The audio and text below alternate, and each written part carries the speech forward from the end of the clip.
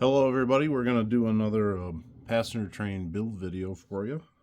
This is the 1947 Chicago, Burlington, and Quincy Twin Cities Zephyr. This train ran between Chicago, Illinois and Minneapolis, St. Paul, Minnesota. This is the third version of this train, so this is the first post-war version. There were two articulated train sets that were pre-war and during the war. These trains were direct competitors of the Chicago Northwestern 400 and the Chicago, Milwaukee, St. Paul and Pacific, Milwaukee Road, Hiawatha trains. This one took a little different route, however. From Chicago, it ran almost directly west over the Mississippi River and then north along the river. So the scenery, once you got to the river, it must have been spectacular. You know, all the dome cars that this train had, which was part of the marketing. So, yeah, so let's get to it here. This train is almost 100% prototypical, and I'll talk about each car and why as we do our roll by here. So let's get to it. So the first thing you're going to see coming through here is the power. And on the train this morning, we have a set of E5s. These are Kato E5s that were released a few years ago. This is number 9911A. At this time, all these E5 units still had names applied to them. Eventually they took the names off and just used the numbers, but at this time they were still using the names. So this one was Silver Pilot. Each of these A units had a accompanying B unit, but nobody currently makes a B unit E5. So I'm going to use two A units. Skytop Models, Bill Denton made a B unit shell. I have one, I haven't built it. So it's built to mount on this Kato E5 mechanism. So anyways, this is pretty much stock other than I weathered the roof and I put EMD E5 placard on the side using microscale decals. And I put some gold metal models on the windshield for windshield wipers. Other than that, it's pretty much stock. I did paint the trucks a duller gray aluminum. I just think it looks better. So that's the lead unit, and notice that the Pilot has a couple of covers installed on it. Second unit, this is number 9910A, Silver Speed. Pretty much the same thing is done to this unit as were done to the lead unit, other than the fact that it has a microscale coupler installed on the Pilot to mate to the passenger cars. So everything else is pretty much the same. So next we're going to see the consist of the train. Today we have an 8-car consist, which was typical at the time.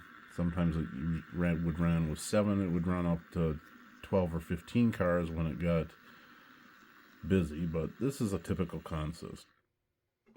This first car is a baggage buffet lounge, lettered Silver Salon.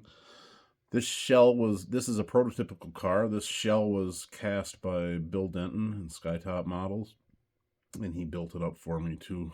It has microscale decals on it and some homemade details, the antenna on the roof and such. So again, this is a prototypical car. It has a Kato underframe with Kato trucks on it. All the cars in this train were built by the Budd Corporation, so they match pretty nicely. This is the first of 4 dome coaches in the train. This is a Kato model. It's lettered Silver Island. It has microscale. The 4 dome coaches I got are prototypical models for the Twin Zephyr.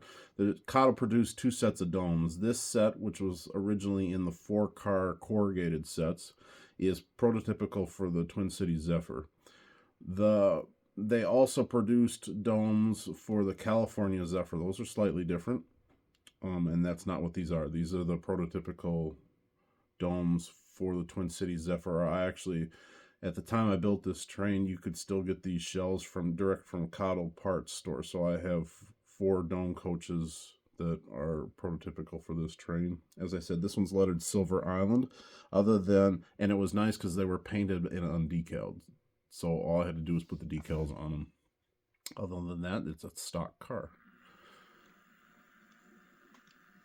Next dome coach is Silver Vision. Again, it's exactly the same as the first one. Same treatment, all that stuff. Third dome coach is Silver River. Nope, I must have skipped one. What did I do here? Silver River is the 4th one. This is Silver Scene. Sorry, got them out of order. They all look the same. And the 4th dome coach is Silver River.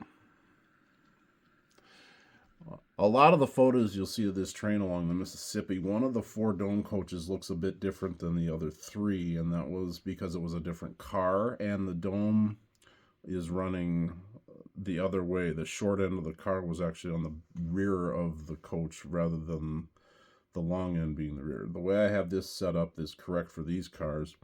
That car that looks different was what they would call the pattern dome. It was the first dome coach constructed, and it was a hybrid. It was built from a coach, and they modified the interior and changed the roof to add the dome. The name of the car was Silver Dome. That makes sense. But it was a shorter car, and the dome was actually, like I said, it was flipped around. So the long end of the car on that car was the forward end. These ones are set up correct, so the short end of the car is the forward end. So when you see pictures and you see a funny looking dome in the consist, that was correct. It was a different car than these 4. So next car on the train was the Diner. This is a 48-seat Diner, Cotto car. This is from the California Zephyr set that they released. It's the 1948 California Zephyr. This car was actually built around the same time, and it is prototypical for this train, even though it was used also on the California Zephyr. It's prototypical for the Twin Cities Zephyr too. Again, I got this directly from Cotto when you could still get shells, so I didn't have to paint it or anything. I just had to decal it. This one is decaled as Silver Feast with microscale decals. The next car on the train is the only real non-prototypical car in this train. Everything else is pretty spot on. I wanted a straight parlor for the train, which they would run periodically. Nothing's available with the exact window pattern, but this car is by Cotto, and it's from the California Zephyr set. It's a section sleeper. So the section sleepers, if you don't know what that is, they weren't rooms. They would take the seats and they'd hang curtains between the seats and the aisles at night, and then the seats would fold down into beds. So, which is why the window pattern is very uniform along the side, because it was just seats. So because of that, this window pattern looks very similar to the straight parlors that they use. So I'm using it as a straight parlor. This one I got off of eBay, and I stripped it and relettered it and lettered it for Silver Parlor using microscale decals. So again, it's not 100%, but it's pretty darn close, and it's a good stand-in, and it matches the rest of the cars. The last car on the train is the signature car for this train. In addition to that, the first car, the Baggage Buffet Lounge. This is a dome observation car, Silver Vista. This is prototypical for this train. This car was built by Bill Denton, Skytop Models, and then cast, and it is correct. It has the dome on the forward end of the car rather than the Concours model and the California Zephyr model, where the dome, instead of being on this end of the car, it would be on the rear of the car. This is correct. He took a Cotto dome coach and altered the windows and such, and altered the roof and changed everything. It was quite involved, and he did an excellent job on it. So yeah, that's, and the only thing I did to this was I put a Microtrains Z-scale coupler on the rear end of it. It's a 905. So that's the train.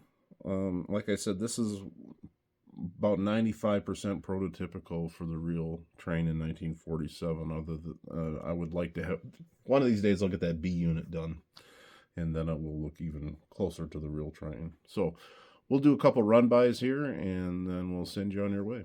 Thanks.